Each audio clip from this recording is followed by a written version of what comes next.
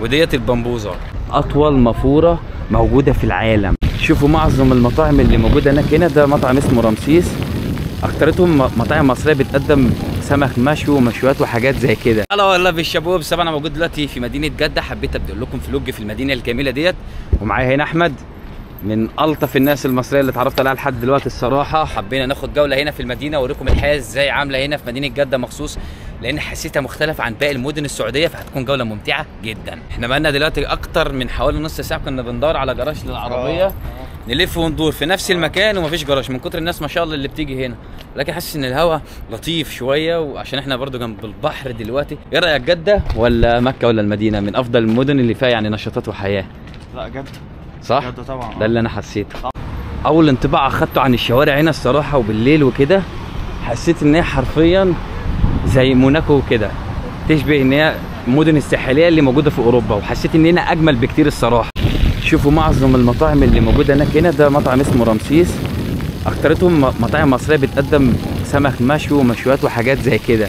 شوفوا احنا هنا جينا على البحر ما شاء الله، بجد الاجواء عالميه. دي المينا هناك هنا، وده بيقولوا عليها اطول مافوره موجوده في العالم. عايز اقول لكم ان الاجواء هنا والله العظيم خرافيه. يعني لو انت متضايق وزعلان تيجي جده هنا وبالذات السعوديه، من الطقس الجميل والناس الحلوه اللي تشوفها في الشوارع هتخليك مبسوط وما تسيبش يعني ايه جده، واجواء جميله. دلوقتي احنا هنتحرك على فين يا احمد؟ هنتحرك على بلبن.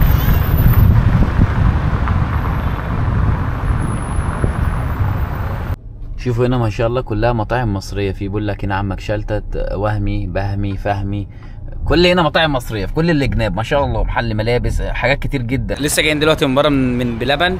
تعالى كده احنا جبنا ايه؟ قشطوطه وخشينا في البمبوزه. دي البمبوزه ولا دي القشطوطه؟ دي القشطوطه وديت البمبوزه. تعالى كده نجرب هنا القشطوطه. بس والله العظيم الشكل من بره جامد جدا والله. بسم الله الرحمن الرحيم. اديني على طول بسم الله. جميله قشطوطه كراميل. هي خفيفه. لا الكيكس اللي فيها خفيف جدا، وطعم الكراميل ظاهر فيها اكتر. واحلى حاجه ان في بلبن اسم على مسمى ان بيستخدم اللبن في منتجاته كتير. فوالله العظيم القشطوطه ديت تاخد 8 من 10. حلوه قوي عليها. دي هنا ايه؟ البمبوزه. تحس ان جوه بيضه كده مسلوقه، ظاهره بس الراس بتاعتها، ومن كتر السلقان اتفتحت من النص. فخلينا نجرب ايه، البسبوسه ولا القشطوطه؟ لا بمبوزه. البمبوزه. اسمائهم غريبه جدا. بسم الله. جميله جدا. طعم المانجا فيها ممتازه، والكريمه اللي فيها مديه نكهه فوق الخرافه. فدي الصراحه 9 من 10 على الطعم الجميل ده، لان طعم المانجا فيها ظاهر قوي وحلوه. لا جميل. دي للمره الثانيه في حياتي اجرب من عنده حاجه زي كده، فطعمها فوق الخرافه. فاحنا صراحه طول ما احنا ماشيين في الطريق نستكشف حاجات جميله جدا من مولات ضخمه. وعايز اقول لكم ان الاكسجين هنا نقي قوي ونظيف. في كل المملكه الاكسجين حلو ونقي ونظيف، ولكن كل منطقه بيكون فيها جو معين يخليك تلجأ ليها، تقعد ليها وتقعد تشكر في جوها. فالصراحه جده لحد دلوقتي اجمل جو قابلته في المملكه كلها. حبيتها، وفيها كمان روح بتجذبك، يعني تخليك كده قاعد في الجده ما تعوزش. فيها جو ما يخلكش انك تسيب جده خالص. جوها كده غريب ومختلف وحلو قوي الصراحه، ولا ايه؟ طبعا. احمد على فكره عايش في جده بقاله 10 سنين. حتى لما قلت له ناوي تسيبها يقول لي لا، مستحيل اخرج من جده، زي السمكه اللي في البحر لو خرجتها منها تموت. جده العشق. الصراحه انا ده حسيته.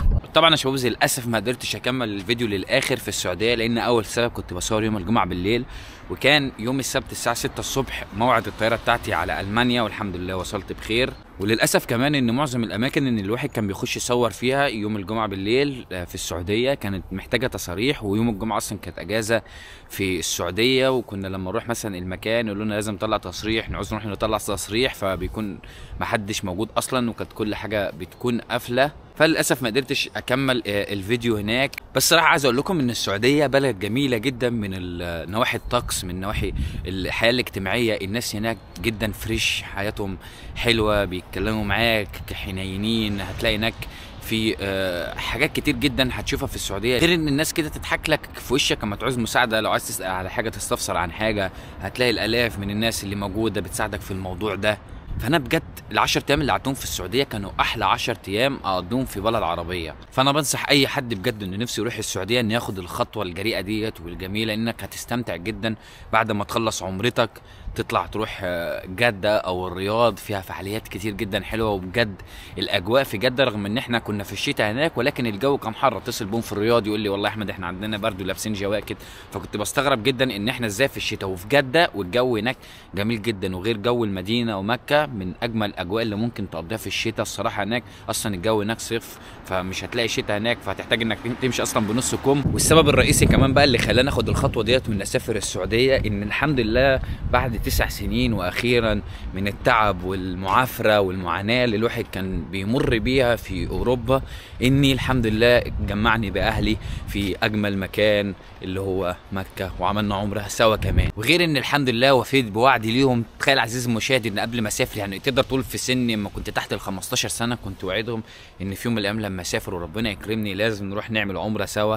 ولما ربنا حقق حلمي وقدرت اسافر كنت كل شويه افتكر الوعد ده، وكنت بدعي ربنا ان اقدر احققه لاني لازم اوفيه وعدهم. وانا برضه في سني كنت مبكر شويه، والحمد لله مع الوقت لما قدرت اسافر المانيا مع الوقت فضلت يعني اكون واثق في الوعد اللي انا وعدته لهم، وفضلت واثق في قدراتي ان شاء الله في يوم من الايام هوصل للمرحله ديت واسافرهم واشوف يعني ضحكتهم وفرحتهم، وان نتقابل بالذات في السعوديه ونعمل عمره سوا لان ده كان وعد مني. وانبسطت جدا ان حققت حاجه زي كده، والصراحه برضا الوالدين بتقدر تكسب كل حاجه حتى الجنه. والحمد لله ان خطوه زي ديت كانت جميله جدا. انا ما اقدرش اقول لكم ان الغربه وحشه او حلوه، لا انا بالنسبه لي انا بعتبر المانيا زي بلدي حرفيا، او هي بلدي، لان انا يعني اقدر اقول لك كبرت فيها، اكلت من خيرها، شفت فيها كل حاجه حلوه، فما اقدرش انكر الجميل بتاع البلد ده. لو انا شايف منها حاجه وحشه اكيد هطلع اتكلم عنها، ولكن الحمد لله شفت كل حاجه حلوه فيها.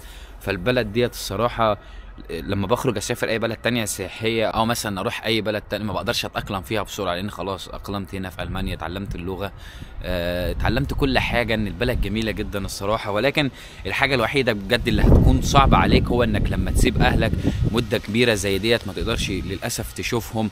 والحمد لله يعني اتخطيت المده ديت وقدرت اعوضهم عن السنين اللي فاتت، وديت حاجه جميله جدا لما تعوضهم. اي نعم ضاع سنين كتير جدا، تقدر تقول 9 سنين ما شفتهمش، ولكن الحمد لله انك برضو بالاول والاخير شفتهم وقدرت تحقق برضو الحلم اللي انت كنت وعده ليهم. فبجد يا شباب زي معظم الناس المغتربين، لو انت بقالك 10 سنين متغرب، بشوف ناس بقالها 15 سنه متغربه، لو انت مش شايف اهلك تحاول تشد حيلك بجد، لازم تنزل تشوفهم. لو ما قدرتش انك تنزل تشوفهم في بلدك حاول تشوفهم في بلد تانية، ابعتهم يعملوا عمره سوا، لو كانت غاليه ابعتهم اي بلد تانية يشوفهم سوا، لان بجد اهلك الاشتياق ده بيكون صعب جدا. قلب الام بيكون مختلف عنك. لو انت مثلا عندك الصبر انك تقعد 2 3 ما تقدرش تشوفها، فصدقني السنتين 3 دول بالنسبه ليها 100 سنه. انت وانت جنبها وهي شايفاك بيكون افضل بكتير ما تغيب عنها السنين ديت كلها، تعوز تطمن عليك كل شويه. فاهلك رقم 1 الصراحه، وربنا يجمع يعني كلكم مع اهاليكم لو انتم متغربين بقالكم سنين. وكده عزيزي المشاهد كنا وصلنا لنهايه الفيديو، ان شاء الله اشوفكم فيديوهات جديده، وبعد كده ان شاء الله مفيش بلد اخشها غير لما اكون كارع عنها وعن تصريحهم. برضه عندهم حق انك لما تخش تصور في مكان لازم يكون معاك تصريح. فانا حبيت جدا السعوديه، ونشوفكم مره تانية هناك بامر الله. اشوفكم فيديوهات جديده كمان، مع السلامه.